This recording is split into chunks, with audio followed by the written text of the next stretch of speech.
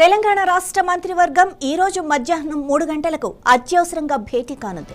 CM Revanth Reddy అధ్యక్షతన జరిగే ఈ కేబినెట్ భేటీలో అనేక కీలక అంశాలపై చర్చ జరగనుంది. ముఖ్యంగా రాష్ట్రంలో తీవ్రమవుతున్న కరువు పరిస్థితులు, దాన్ని ఎదుర్కోవడానికి తీసుకోవాల్సిన చర్యలపై ప్రధానంగా దృష్టి సారించనున్నారు. అలాగే కాళేశ్వరం, మూసి, పాలమూరు, రంగారెడ్డి, జె చొక్కారావు దేవాదుల వంటి సాగునీటి ప్రాజెక్టుల పురోగతి, వాటి పునరుజ్జీవనం, రీఎస్టిమేషన్స్ ప్రతిపాదనలపై కూడా చర్చ జరగనుంది.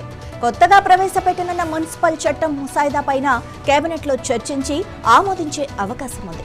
ఈ చట్టం ద్వారా పట్టణ పరిపాలనలో అనేక సంస్కరణలు తీసుకురావాలని ప్రభుత్వం యోచిస్తోంది.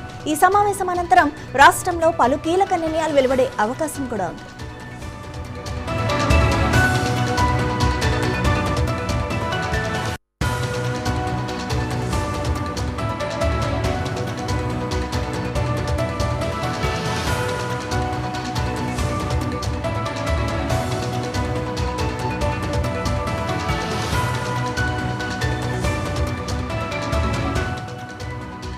తెలంగాణలో వర్షాభావ పరిస్థితులు తీవ్రమవుతున్న నేపథ్యంలో రాష్ట్ర ప్రభుత్వం అప్రమత్తమైంది. ఎల్నినో ప్రభావంతో రాష్ట్రంలో భూగర్భ జలాలు అడుగంటిపోతూ ఉండటం, కరువు పరిస్థితులు మరింత తీవ్రతరం కానున్న నేపథ్యంలో మంత్రివర్గ సమావేశం అత్యంత ప్రాధాన్యత సంతరించుకుంది.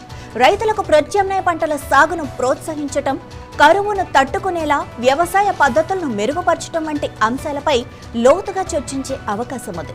గోదావరి బనకచెర్ల ప్రాజెక్ట్, కృష్ణా గోదావరి నదీ జలాల బోర్డుల అంశాలు, తుమ్మిడిహట్టి ప్రాజెక్టు వంటి సున్నితమైన విషయాలపైన సమీక్ష జరగనుంది. ఇవి కాకుండా రాష్ట్రానికి సంబంధించిన మరికొన్ని అభివృద్ధి, సంక్షేమ పథకాలపై కూడా కీలక నిర్ణయాలు తీసుకునే అవకాశం ఉంది.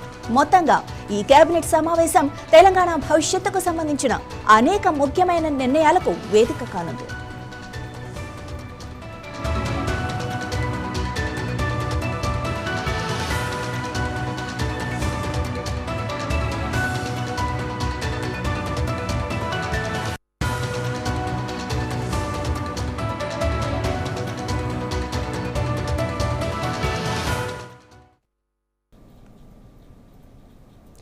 మాజీ సీఎం వైఎస్ జగన్ భీమవరం పర్యటన సందర్భంగా చోటు చేసుకున్న ఘటనలు, ఆపై మాజీ మంత్రి గుడివాడ అమర్నాథ్ చేసిన వ్యాఖ్యలు రాష్ట్ర రాజకీయాల్లో తీవ్ర దుమారాన్ని రేపుతున్నాయి.